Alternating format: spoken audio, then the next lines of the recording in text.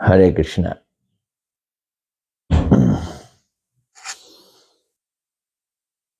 श्री प्रभुपाद जी का उपदेशामृत।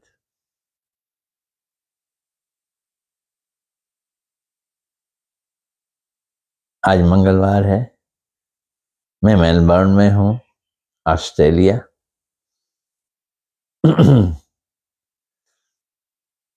तो आज स्थान ढूंढ रहा था। कुछ मेहमान आए हुए थे बच्चियों के, तो इसलिए सही स्थान ढूंढ रहा था। अब यहाँ सेटिंग हो गई। अगर कोई देख रहा है तो मुझे बताओ, मेरी आवाज आ रही है? यस और नो? नमो विष्णुपदाय राधिकाय प्रियात्मने श्रीमद् भक्ति वेदांत नारायण गोस्वामी इति नामिने। श्री कृष्ण लीला कथने सुदक्षम उदारे माधुर्य गुणैश्च युक्तम वरम वरेण्यं पुरुषं महांतम नारायणं तमाम शिरसा नमामि। आज तो सीता आ रही है ना बेटे? Very good, thank you. ऐसा लग रहा है कई सालों बाद दिखी मिली। ठीक है, अब हम शुरू कर देते हैं। आज का पहला प्रश्न।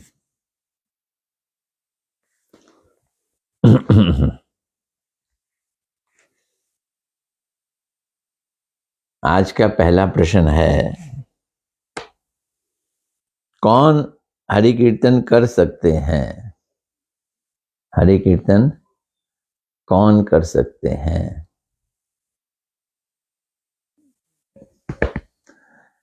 वैसे तो सुना जाता है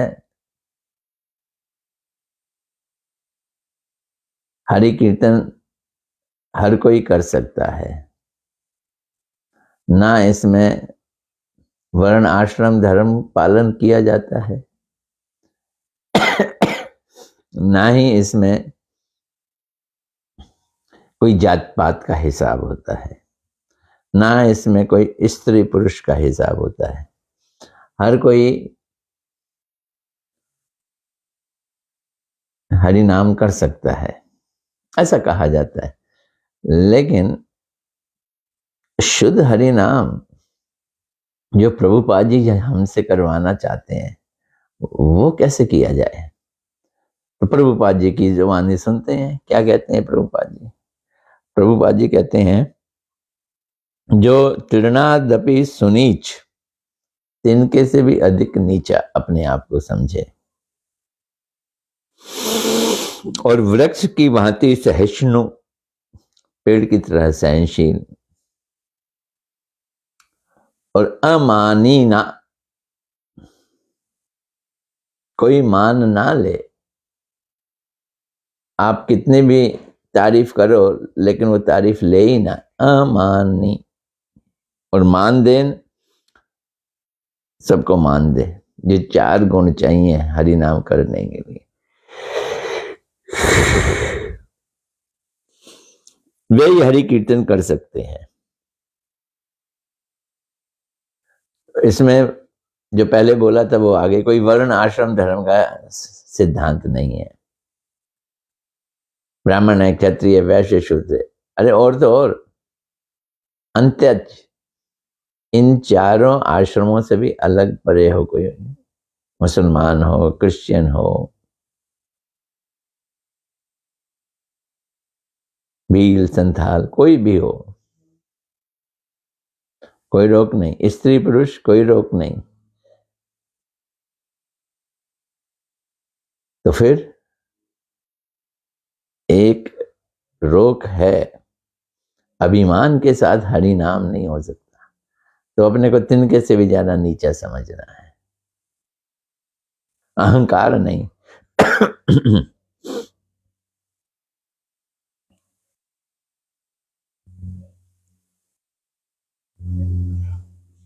सर्वोत्तम होकर भी भक्त अपने को तृण से भी अधम समझते हैं। होते सर्वोत्तम है, भगवान के भक्त हैं भैया, कोई मामूली बात थोड़ी है। सर्वोत्तम होते हुए भी भक्त क्या समझते हैं अपने को? तिनके से भी नीचा। निष्काम, निष्कपट, ये भागवत के लिए भी ये कहा है, निर्मत्सराणाम सताम। कपटता नहीं होनी चाहिए, मत्सरता नहीं होनी चाहिए, अधिकार। निष्काम ही निष्कपट होते हैं, जिनमें कोई कामना नहीं है वही लोग निष्कपट होंगे। दूसरे लोग निष्कपट नहीं हो सकते।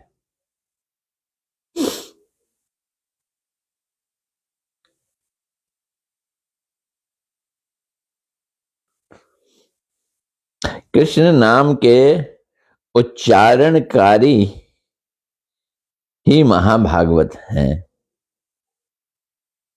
अब यहां कह दिया, कृष्ण नाम का जो उच्चारण करता है वो महाभागवत है। देखो, अगर खाली यही सेंटेंस पढ़ा जाए फिर तो हम सभी इसमें आ गए।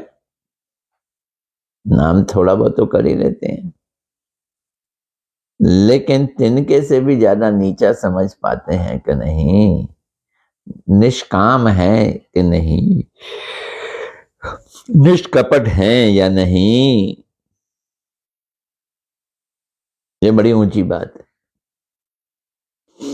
कृष्ण नाम संकीर्तन ही परम साधन और साध्य है। साधन तो है ही है और साध्य भी है।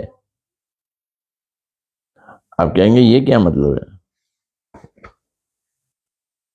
जिसको पाना है साधन करके वो साध्य। तो हरि नाम के द्वारा हरि नाम को ही पाना है।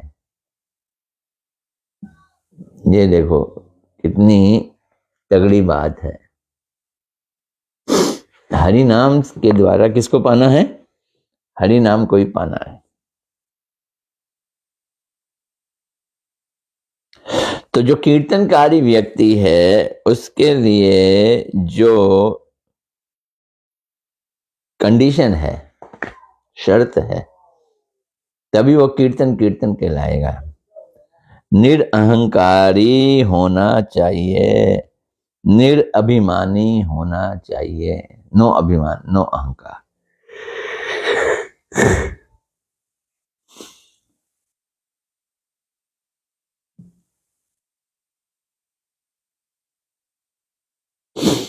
तो फिर कौन होता है अभिमान से रहित? जो अमानी होते हैं। अमानी का मतलब मान नहीं रहते, जिनको मान की इच्छा नहीं है। अभिमानी कौन होते हैं? जिनको मान चाहिए। तो ये पहला प्रश्न का उत्तर हो गया। अब दूसरा प्रश्न, ये थोड़ा लंबा नहीं, बहुत ज्यादा लंबा नहीं, थोड़ा सा। अधोक्षज वस्तु को किस प्रकार जाना जा सकता है? भगवान अधोक्षज हैं, इंद्रियों के द्वारा जाने नहीं जा सकते हैं। फिर कैसे जानेंगे? फिर भगवान को हम कैसे जानेंगे? उसके लिए बता रहे हैं।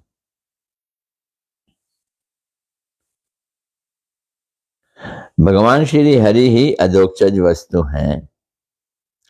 वे अधोक्षज वस्तु एकमात्र श्रवण के द्वारा ही जानी जा सकती है। लो भैया, भगवान अधोक्षज हैं। भगवान को जानने का एकमात्र उपाय श्रवण है। श्रोत पंथ, सुनेंगे तो मिलेंगे। साधु गुरु के निकट सेवान्मुख, ये देखो ये बहुत जरूरी है। साधु गुरु के निकट सेवान्मुख कानों के द्वारा श्रवण करने पर अधोक्षज वस्तु को जाना जा सकता है। श्रवण करना बहुत जरूरी। आजकल हम लोग YouTube पे श्रवण कर लेते हैं, Facebook पे श्रवण कर लेते हैं, क्या इस श्रवण में सेवा भाव है कि नहीं? वो भी बहुत जरूरी है। कुर्सी पे बैठे, बिस्तर पे लेटे, चलते फिरते, काम करते हुए, फोन चल रहा है, कथा चल रही है, हम कथा में कितने ज्यादा रुचि लगा रहे हैं अभी कह नहीं सकते, कितना मनोवेश है कह नहीं सकते, पर सुन तो रहे हैं।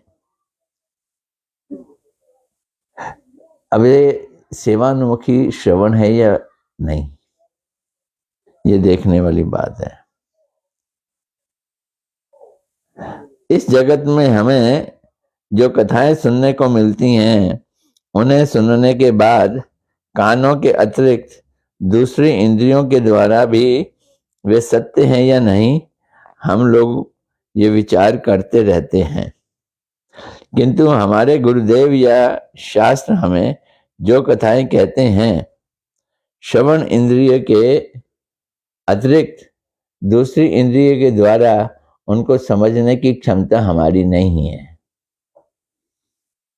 ये देख लो, श्रवण से भगवान की भक्ति होती है। दूसरी इंद्रिय नहीं लगानी, आंख नहीं लगानी, नाक कान हाथ नहीं चलेगा। तो प्रभुपाद जी क्या कह रहे हैं? जो कथाएं सुनने को मिलती हैं इस जगत में हमें, उन्हें सुनने के बाद कानों के अतिरिक्त दूसरी इंद्रियों के द्वारा भी वे सत्य हैं या नहीं, हम लोग ये विचार करते रहते हैं। ये बात सही है क्या? ये बात सही है क्या? दूसरी इंद्रियों के द्वारा हम करते हैं, किंतु हमारे गुरुदेव टेस्ट, गुरुदेव की वाणी पे तो टेस्ट नहीं किया जा सकता, ये सही है क्या नहीं ये नहीं देखा जा सकता। या शास्त्र हमें जो कथाएं कहते हैं, श्रवण इंद्रिय के अतिरिक्त दूसरी इंद्रिय के द्वारा उनको समझने की क्षमता हमारी नहीं है।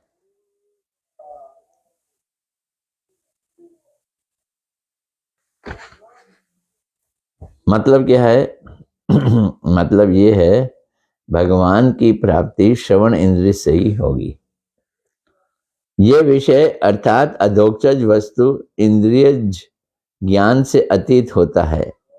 ये तो बात सही है, अधोक्षज अक्ष इंद्रियों से परे। तो ये विषय अर्थात अधोक्षज वस्तु इंद्रियज है, इंद्रिय मतलब इंद्रिय से परे, इंद्रिय ज्ञान से अतीत। इंद्रियज इंद्रियों से जन्मा ज्ञान, इंद्रिय ज्ञान से अतीत होने के कारण इस प्रकार की चेष्टा करना विडंबना मात्र है। मतलब इंद्रियों से भगवान को जानना, देखना, पहचानना, करना विडंबना मात्र है।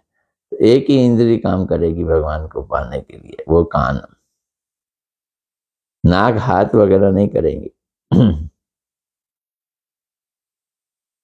तो इंद्रिय ज्ञान से, अच्छा, तो इंद्रिय ज्ञान के अलावा दूसरा क्या है? तर्क पथ, बहसबाजी। तर्क पथ करके इस विषय में खोजबीन नहीं की जा सकती।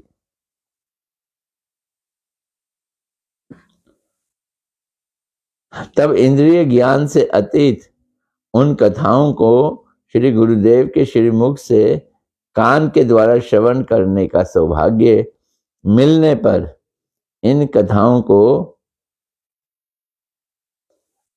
सौभाग्य मिल गया, कथा सुन ली। अब क्या करोगे? तो बता रहे, प्रणिपत करना है, शरणागत होना है, उनकी शरण में जाना है।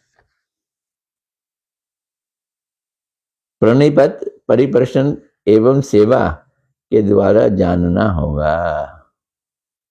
तो इन कथाओं को सुनने के साथ साथ शरणागत होना, सेवा करना और प्रश्न पूछना।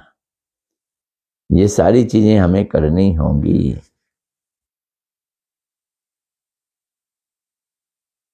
तो ठीक, तीसरा प्रश्न है प्रणिपात, प्रणिपत या प्रणिपात,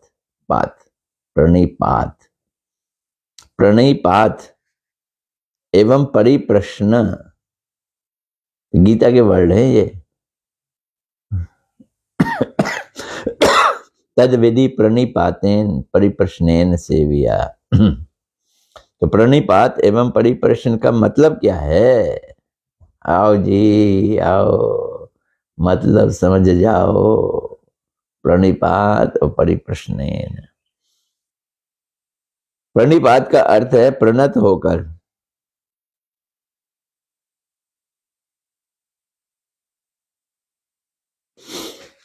हम प्रणत हो जाएं, शरणागत हो गए, दंडवत प्रणाम करते हैं ना, प्रणत होते हैं ना, प्रणत होकर श्रवण, श्रवण कैसे? प्रणत होकर। तो प्रणत होकर या श्रवण के विषय में किसी भी प्रकार से अमनोयोगी ना होकर, मन योगी, मन लगा के, अमन योगी ना होकर। मतलब क्या? संपूर्ण रूप से कान देने पड़ेंगे ध्यान पूर्वक। ये है प्रणिपात। मैंने कहा ना, कैजुअल हियरिंग नहीं चलेगी। फोन पे लगा दिया, संग में दूसरे काम भी कर रहे हैं, ये कैजुअल हियरिंग होगी। ध्यान पूर्वक सुनना है, ध्यान पूर्वक श्रवण करना है। इस प्रणिपात के अतिरिक्त श्रवण सुचारू रूप से नहीं होता। तो अगर हम प्रणिपात नहीं होते, हम समर्पित नहीं होते, हम सरेंडर नहीं होते, तो श्रवण सुचारू नहीं होगा, सुचारू रूप से श्रवण नहीं होगा।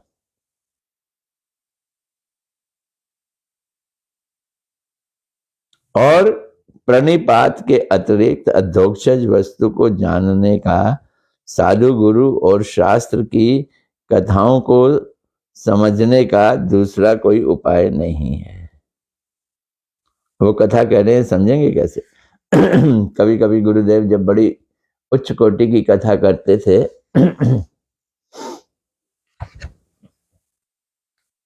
अभी भी उनको सुनने में आता है, वो कहते थे देखो पता नहीं कितने समझेंगे, नहीं कथा इतनी ऊंची है, सब समझेंगे नहीं, एक भी समझ जाए तो बहुत है। समझेंगे कैसे? उसके लिए प्रणिपात होना बहुत जरूरी है। तो प्रणिपात के अतिरिक्त अधोक्षज वस्तु को जानने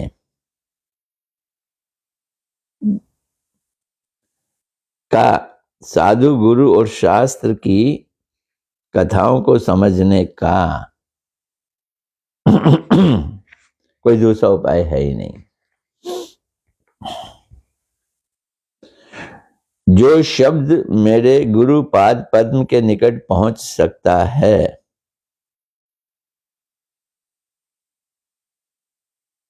ऐसे शब्दों के द्वारा जो मेरे प्रार्थना के विषय हैं, वही परिप्रश्न है। अब लो भाई, परिप्रश्न पे आ रहा, बड़ा टेढ़ा उत्तर दे रहे हैं प्रभुपाद जी। क्या कह रहे हैं? जो शब्द हम बोलेंगे तो शब्द हमारा शब्द,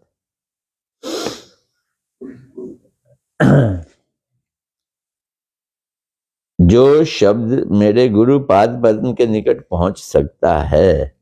हमने पूछा, गुरु ने सुना, गुरु के पास हमारा शब्द चला गया।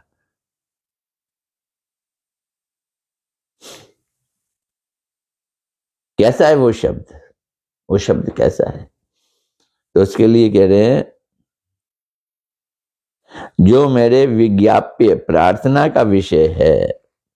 तो मैंने गुरु से पूछा नहीं, प्रार्थना की। ये है परिप्रश्न, प्रार्थना। तो ऐसे शब्दों के द्वारा जो मेरी प्रार्थना है,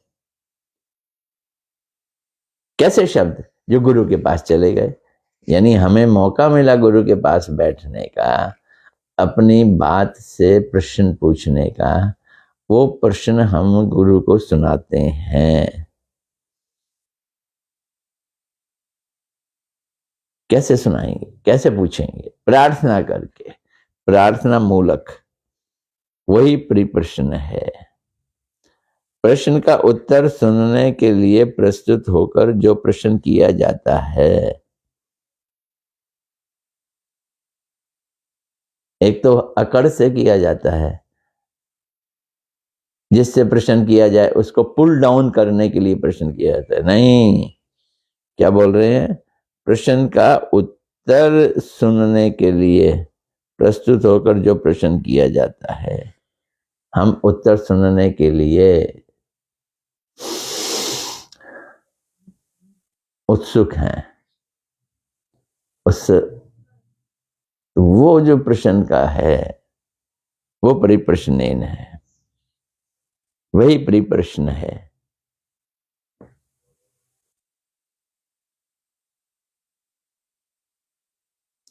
अब अगर हमें जिनसे हम पूछ रहे हैं उन पे ही विश्वास नहीं है, संदेह है, जो संदेहवादी है, जिसके मन में संदेह है, डाउट्स हैं, तो डाउट्स किस पे है? डाउट जिसको हम प्रश्न सुना रहे हैं उसी पे डाउट है ना। क्या डाउट है? कि ये उत्तर पता नहीं ठीक देंगे कि नहीं। तो संदेहवादी होकर जो प्रश्न की चेष्टा होती है वे परिप्रश्न नहीं है। अहंकार के वश में आकर केवल जो प्रश्न किया जाता है वो ढोंग है। अहंकारी प्रश्न करेगा वो ढोंग है, वो परिप्रश्न नहीं है। तो फिर परिप्रश्न कब बनेगा? जब प्रणिपात होगा। तो प्रणिपात ना होने पर परिप्रश्न नहीं होता, ये इंपॉर्टेंट बात है। प्रणिपात नहीं होने पे परिप्रश्न नहीं होता। कितनी बड़ी बात प्रभुपाद जी कह रहे हैं। फिर परिप्रश्न के द्वारा विषय की मीमांसा ना होने पर सेवा ठीक नहीं होती। जब हम शरणागत नहीं हुए, बड़े ही प्रार्थना मूलक ढंग से प्रश्न नहीं किया, जब हम उनके उत्तर को प्राप्त नहीं किए, गुरु के शब्द और हमारे कानों के बीच में तालमेल नहीं बैठा, तो हम गुरु की सेवा क्या करेंगे? सेवा तो तभी होगी ना जब अंदर से श्रद्धा बढ़ेगी। तो फिर परिप्रश्न के द्वारा विषय की मीमांसा ना होने पर सेवा ठीक नहीं होती। चलो एक और प्रश्न लेते हैं। ठीक है, मान लिया। अब ये बताओ साधु कौन है? साधु कौन?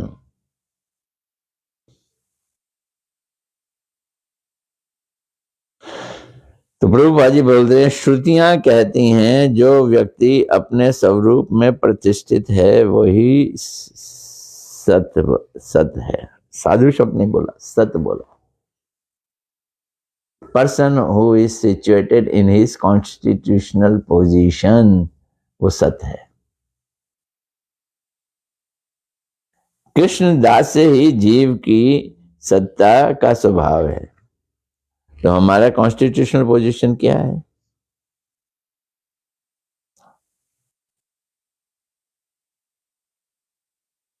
हमारा स्वरूप क्या है? जीवेरे स्वरूप होए कृष्णेर नित्य दास। तो कृष्णदास ही जीव की सत्ता का स्वरूप है। उसी कृष्णदास में जो नियुक्त है,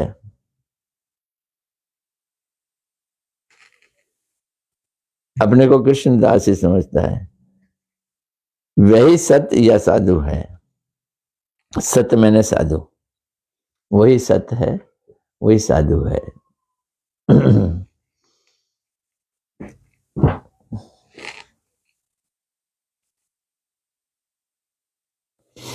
तो कुल मिला के जो निष्कर्ष है वो ये है कि कृष्ण भक्ति साधु हैं, या यूं समझ लो भक्ति ही साधुत्व है। भक्ति है तो साधु है, भक्ति ही साधुत्व है। भगवान में जिनकी भक्ति नहीं है उनको साधु नहीं कहा जा सकता है। तो गेरुआ रंग का कपड़ा ले लिया, लाल बिंदी लगा दी, काला बिंदी लगा दिया, ऐसे शंकराचार्य वाला लगा दिया, वो साधु नहीं है। साधु के लिए क्या जरूरी है? कृष्ण भक्ति। कृष्ण को भगवान तो मानो, वो कृष्ण की भक्ति करो।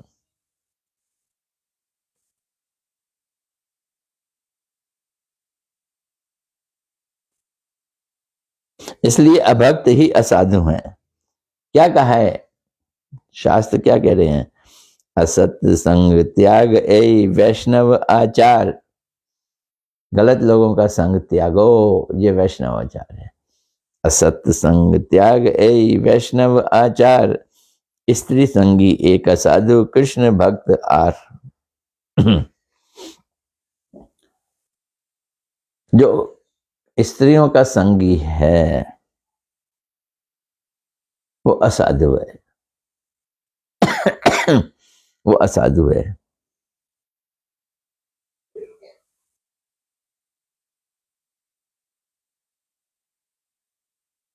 अर्थात असत संग परित्याग ही वैष्णवों का आचरण है। स्त्री संग तथा कृष्ण चरण कमलों से विमुख व्यक्ति जो होते हैं वो असाधु होते हैं, असाधु होते हैं। कृष्ण भक्त की क्या खूबी है ये बता रहे हैं, ये चैतन्य चरितमृत में से है शायद। कृष्ण भक्त निष्काम अतएव शांत। कृष्ण भक्त निष्काम है। कृष्ण प्राप्ति की कामना के अलावा उसके और कोई कामना नहीं है, तो संसारिक कामनाओं के प्रति वो पूरा निष्ठ है, कोई कामना नहीं है, इसलिए निष्काम। कृष्ण भक्त निष्काम अतएव शांत। भुक्ति मुक्ति सिद्धि कामी सकल अशांत। जो भोग चाहते हैं वो भी, जो मुक्ति चाहते हैं वो भी, जो सिद्धि कामी हैं, योग चाहते हैं, ये सब के सब चाहने वाले हैं, कामनाओं वाले हैं, इसलिए अशांत हैं। शांत कौन है? खाली भक्त लोग शांत हैं।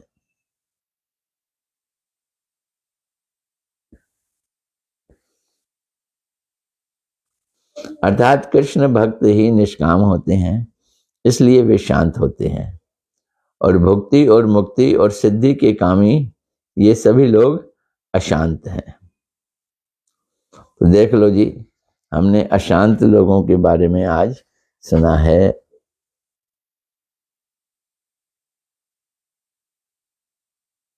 आज इतना ही रखेंगे।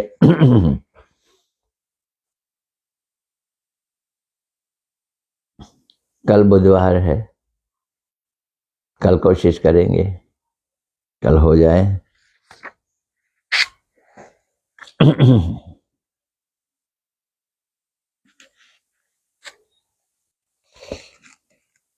चार पांच प्रश्न लेता हूं मैं, तीन चार ले लेता हूं कभी कभी, वही हजम हो जाए तो बहुत है। प्रभुपाद जी बड़ा सॉलिड उत्तर देते हैं, डंडा मार उत्तर देते हैं। चलो देखें कौन कौन आया है।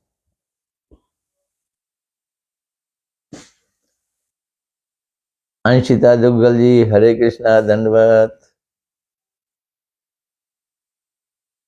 मनीषा चोपड़ा जी हरे कृष्णा दंडवत। नीलू भाटिया जी आ गई हरे कृष्णा दंडवत। वीना भल्ला जी हरे कृष्णा दंडवत।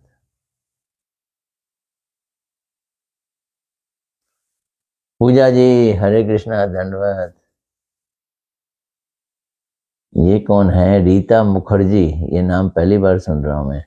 हरे कृष्णा दंडवत।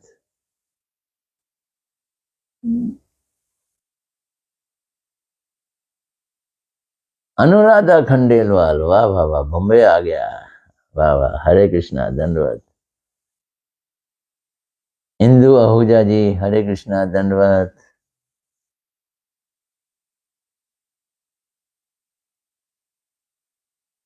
मेघा